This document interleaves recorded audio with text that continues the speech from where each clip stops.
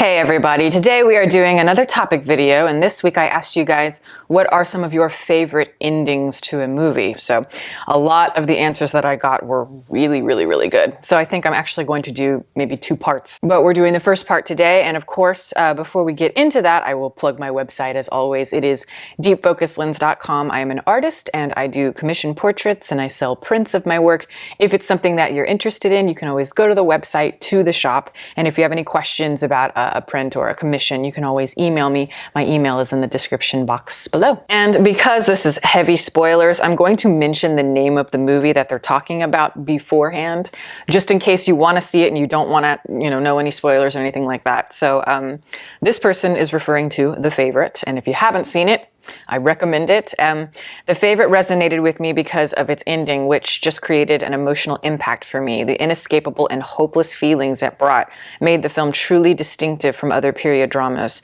Yorgos constructed it closer to a dystopian film. Yes, and that is one of the reasons why I love the film so much. And it's interesting because Yorgos, as we know him, he's known for very dissonant quality to his films. There is that dystopian quality to his movies, and he's always very, like his dialogue is just real quirky and just off kilter. But with this film, it's the one film where he's not working with his own dialogue. He's working with somebody else's. And ironically, I actually think that I might like that better overall. I think that The Favorite, I'd have to go back and watch other films of his again. But just as far as the things that I've seen, The Favorite might be my favorite. I think it might be the most fully realized. And I think there's something about that eccentric quality that's very kind of prickly throughout, that's more understated and kind of serves as like something from underneath while you have this sort of comedy of manners on top of it. Really, though, a fabulous film. I knew it from the moment I saw it. I thought, I think this could be, a classic at a certain point. But the ending is devastating, because the walls really are closing in on that moment. All that these characters have done, and all this manipulation, all these tactics to get to a certain point. And then what do they have? They're completely broken inside, and they're lonely. And the way that is explored, especially through that final shot with the rabbits, it does kind of invite a sort of experimental feeling. Feels like an experimental film for sure, compared to the rest of the film, which is, again, more understated in that sense. So that final image is, I think, quite surprising, but it works very well, and it leaves you with just this chill down your spine. So the next film we're talking about is Aguirre, The Wrath of God. This person says the ending of Aguirre, where Klaus Kinski is all that's left of a doomed expedition to find El Dorado. By this point, he has lost his mind. He gives a deranged speech to an oblivious audience of spider monkeys. The last thing we see is the camera circling around him as he stands alone and lost in the Amazon. So obviously, if you've seen Aguirre, The Wrath of God, and if you've seen Apocalypse Now, Apocalypse is very much influenced by Aguirre, The Wrath of God. They're in many ways essentially the same story. In this exploration of the ego as you're, slowly losing your mind in this Amazon, in this jungle. Both films extremely existential, of course, and both have major touches of the psychedelic or the surreal. More so, I'd say, in Apocalypse Now. But I will say, I think the ending of Aguirre is better than Apocalypse Now. And this is coming from someone, Apocalypse Now, one of my all-time favorite movies. But I do think, even though I really love the effect of the ending, I think it's really powerful in terms of mood and all of that, it doesn't quite come together. There's something a little bit shapeless about it. You have a lot of kind of psychological things going on, a lot of philosophical musings that don't quite solidify into something that I felt the film deserved. But whereas this film, I feel like it completely captures it. It completely captures it, especially in that final moment. And you talk about the shot and how it's like the camera circling around him. And it's weird because it seems like in that shot, like everything's very expansive and he looks very small.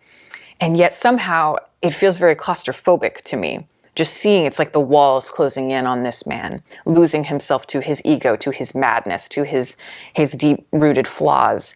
And it is. It's like exploring the 7 circles of hell and meeting your maker in that moment.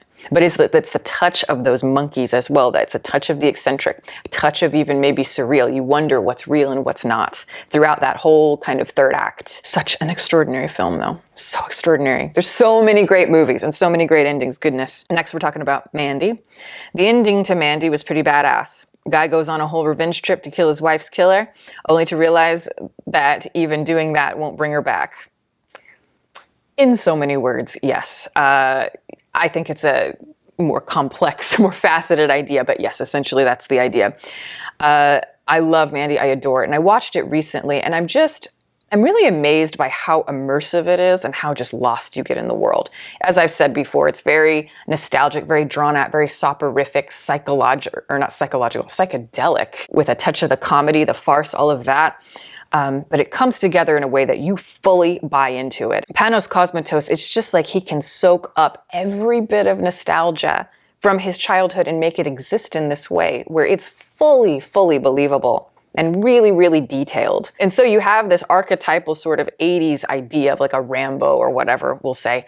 And then you have Nicolas Cage, who's like this, maniacal, manic, sort of beast-like version that becomes terrifying, kind of breaking through that stereotype. And then at the end, the revenge, you get the revenge and you realize, I'm still very, very sad. I still don't have my wife. And that final moment where he's driving away, and, he has that image of his wife in the car with him.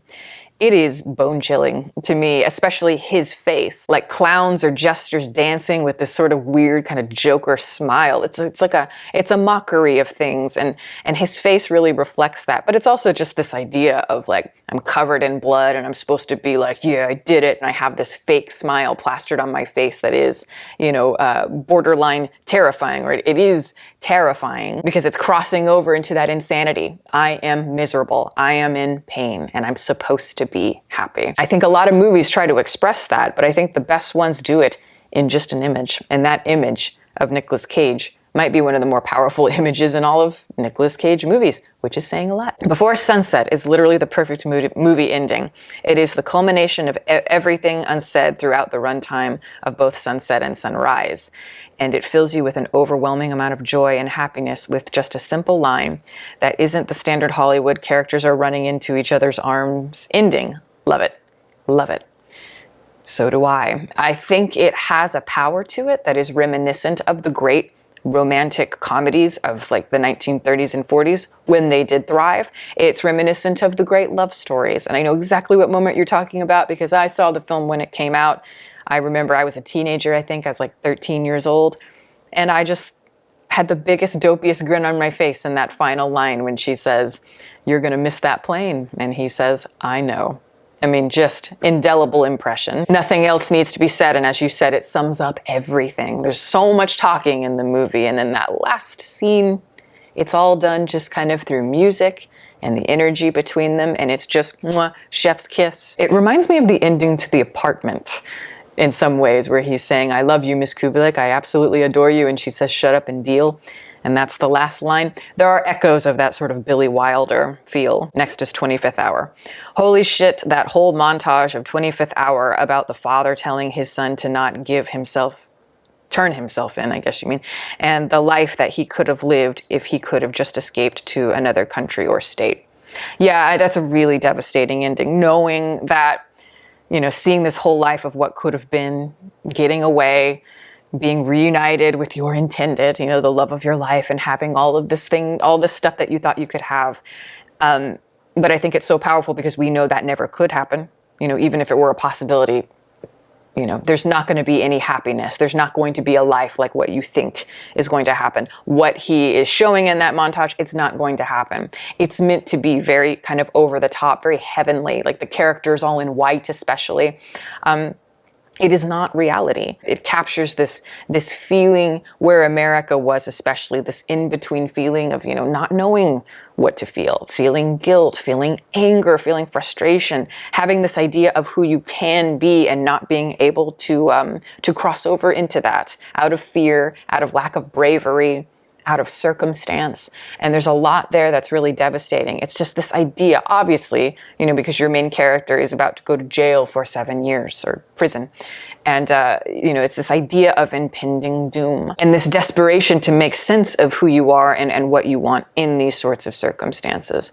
That is a film that I do think is maybe my favorite of Spike Lee. You know, I have my issues with Spike Lee. He makes some great films and he makes some, you know, films that I think are complete clusterfucks. But this one I find to be, you know, extremely visceral and extremely bold. My favorite ending happens to be from one of my favorite horror movies, Rosemary's Baby. The fact that Rosemary decided to rock her baby, even when disgusted by what happened to her, is such a shocking and yet poetic ending to that film. It's extremely memorable and honestly chilling still today. Oh my God, I agree with you. And it's funny, you're one of the few people that mentions that. A lot of people that I know look at that ending as really horrifying and sad. And yes, it is sad. It's devastating. But at the same, like on the same breath, I look at it as very uplifting in a way, because this whole film is about Rosemary being walked all over, being manipulated, being mentally abused, all of these things. You know, it's her the entire time trying to reclaim her autonomy, reclaim her identity, which is never in her hands. And here is the moment she finally gets to do that. Yes, of course, it's a tragic situation, but it's the one moment she can stand up to all the people that walked all over her and all the people that abused and manipulated her and says, no, this is my baby. I will take care of him. Go away. Yeah, I don't know. There's something about that I find liberating, that I find powerful. There's a sense of joy I feel for Rosemary because I just love her. But also, again, it's really, really devastating at the same time. Casino Royale, it recontextualizes the iconic phrase, the name's Bond, in such a tragic manner that it was the perfect summary to the whole movie. You know, that's a good point, because I never really considered that you're right. It is a really tragic thing. I think it's because, you know, he says the name's Bond, James Bond, and then, you know, you hear the music blasting at the end as the credits go. You kind of get the chills, like, yes, we're about to embark on this new journey with this new Bond. So there's more of that, like, kind of adrenaline rush, I guess you could say. But you're right. It is a really tragic idea. The idea of him fully kind of crossing over into that world of cold-blooded killer. I mean, he already was that, but he's made this transition after his heart has been broken in this way. I really do think that Casino Royale is one of the best of all the James Bond films, absolutely, and certainly the best one of the Daniel Craig series. But yeah, so those are a few. And again, I want to go over more because you guys have a lot more really good ones that I want to talk about. So we'll do that again. But that is the video for now. Thank you guys so much for watching. I'm going to give a shout out to my patrons as always. Thank you guys so much for your support. And if you're interested in becoming a patron, the link to support that is below, as well as the rest of my social media information. You can watch more videos here and you can subscribe if you'd like. Catch you next time.